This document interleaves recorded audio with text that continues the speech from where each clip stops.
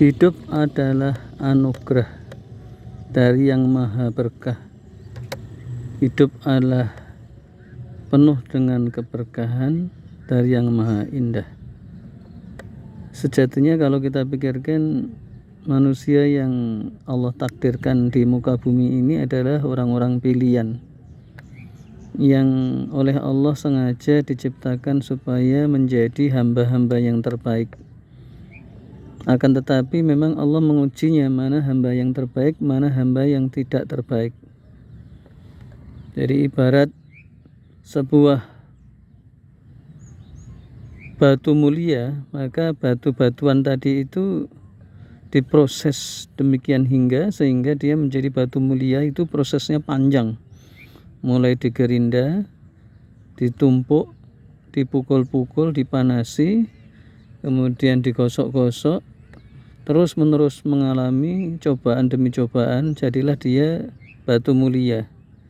Yang asalnya itu batu biasa atau batu yang memang punya pilihan, bukan batu gombong atau bukan batu kali, tetapi batu memang yang sejatinya secara potensi itu batu mulia. Jadi manusia itu secara potensi itu menjadi manusia mulia sebenarnya, karena di sana sudah disiapkan sebuah potensi yang mulia.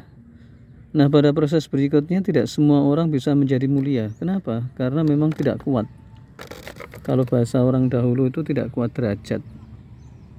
Jadi ketika diproses sedemikian hingga dia tidak kuat, walhasil mengalami yang namanya rintangan. Sejatinya hidup ini adalah anugerah dari Yang Maha Indah.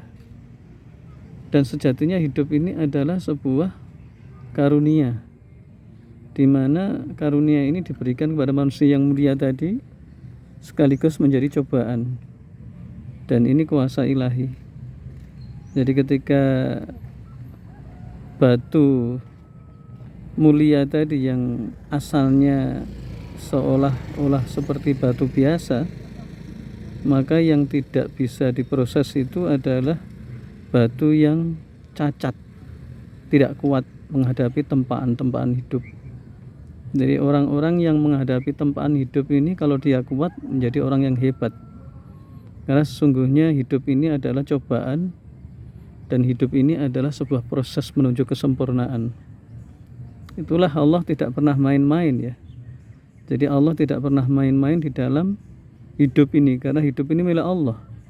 Sedangkan manusia itu tidak ada apa-apanya.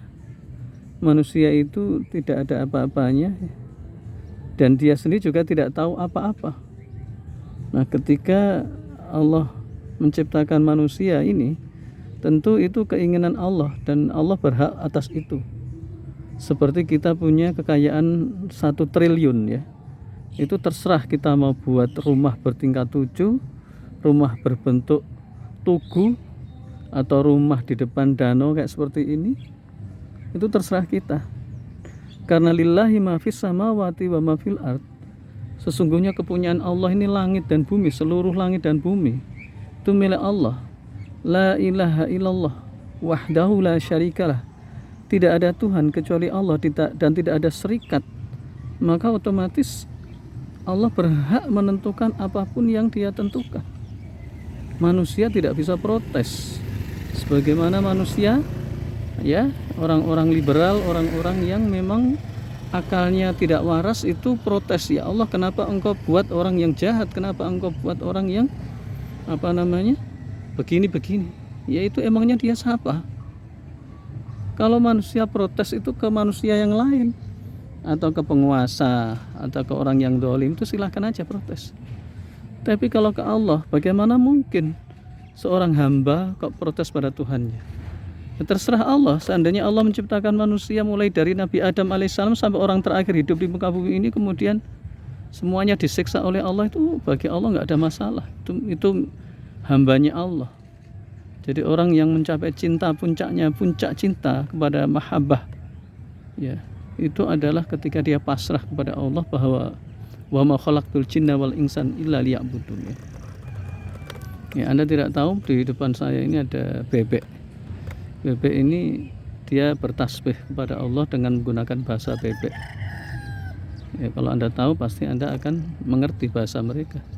Masalahnya kita tidak tahu. Semut menggunakan bahasa semut untuk bertasbih kepada Allah. Demikian juga lalat, demikian juga rayap dan seterusnya. Jadi karena semua itu milik Allah, ya terserah Allah. Dan Allah pun tidak main-main dalam hal ini. Jadi orang kalau berbuat baik, oleh Allah disiapkan surga yang seluas langit dan bumi. Satu rumah di surga itu sepanjang Jakarta Subang, Subang Bandung, Bandung Sukabumi. Dan itu kenikmatan yang tiada taranya. Coba bayangkan, apa nggak main-main ini? Allah tidak pernah main-main. Ya, Allah tidak pernah main-main. Jadi di situ lengkap keindahan di surga. Anda bisa baca di Al-Quran, di hadis, kenikmatan surga itu kenikmatan puncak. Dan lebih puncak lagi plus adalah ketika kita melihat Allah. Itu puncaknya nikmat, puncak.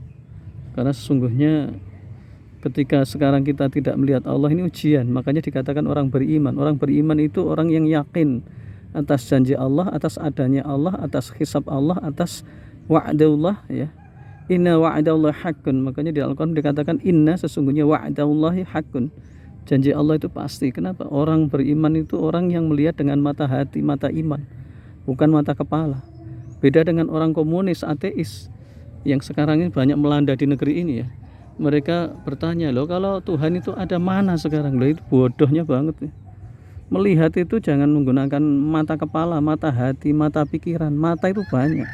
Ada mata kepala seperti ini, saya melihat danau indah, rumah indah, sejuk sore hari yang indah, redup-redup, tidak panas, tidak mendung, sedikit mendung, redup, enak. Itu mata. Kalau mata pikiran, saya bisa melihat alam semesta jagat raya, bisa melihat binatang-binatang bertasbih, bisa melihat makhluk Allah yang banyak, yang ada dan yang kelihatan dan yang tidak kelihatan. Itu dengan menggunakan mata pikiran, mata ilmu. Jadi mata ini bukan cuma mata kepala saja. Kalau orang menggunakan mata kepala saja, ya bodoh banget, ya. Nah, dia dikasih pikiran kok nggak digunakan. Itu seperti orang dikasih makanan yang enak-enak nggak dimakan, ya bodoh banget, ya. Orang yang bodoh adalah orang yang dikasih kelebihan tidak menggunakan kelebihan dia. Itu orang yang paling bodoh. Makanya di dalam Al-Quran dicela itu. Jadi lahum fi qulubun la ya'qiluna biha. Lahum qulubun la ya'qiluna biha. Jadi mereka itu punya kulub, ya, punya hati tapi nggak pernah digunakan. Jadi mereka punya hati nggak pernah digunakan untuk berpikir. Hati itu pikiran maksudnya. Tidak punya pikiran, punya proses berpikir, akal itu, tapi nggak pernah digunakan. Coba Anda bisa bayangkan kalau ada danau seperti ini, tentu ada yang membuatnya, atau paling tidak ada yang mengeruk di sini, ya. Ya mungkin tadinya ada danau kecil terus keruk menjadi besar.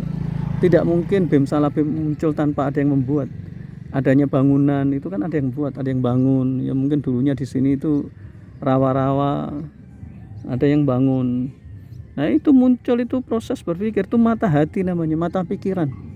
Jangan kayak orang PKI, kayak orang komunis, ateis yang mereka itu tidak percaya pada sesuatu yang tidak bisa dilihat oleh mata. Bodoh banget, ya. Coba kita lihat angin, kita percaya angin ada, tapi bisakah kita lihat power, ya, tenaga, cinta, kasih sayang? Nggak bisa kita lihat, tapi kita bisa rasakan, ya. Jadi Masya Allah, betapa bodohnya orang-orang ateis, komunis, materialis. Mereka adalah orang-orang yang tidak menggunakan akalnya di dalam berpikir. Mudah-mudahan bermanfaat.